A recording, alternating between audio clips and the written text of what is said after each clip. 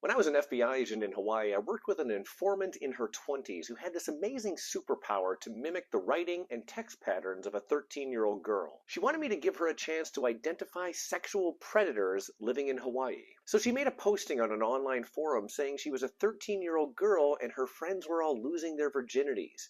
She said she was nervous and wanted to experience her first time with a man who knew what he was doing. Well, the response from adult men in Hawaii was overwhelming. She began a dialogue with one guy named Eric, who was nice enough to send this photo of him posing with his license plates in full view. Turns out Eric was enlisted in the U.S. Navy and had been arrested but not convicted once before for sex with an underage girl. I told my informant to make a date with him to meet at a park bench in downtown Honolulu on a Sunday afternoon.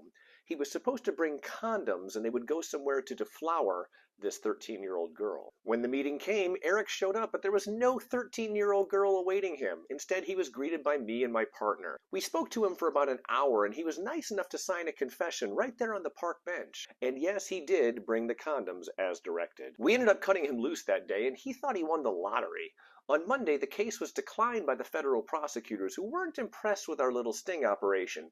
But do you know who loved the case? The U.S. Navy. They assigned an NCIS operator to the case, and Eric was brought up on military court charges. He was drummed out of the Navy and ended up pleading guilty and going to a Department of Defense prison for 4 years. And that's how it happened. Have a great day, and be cool.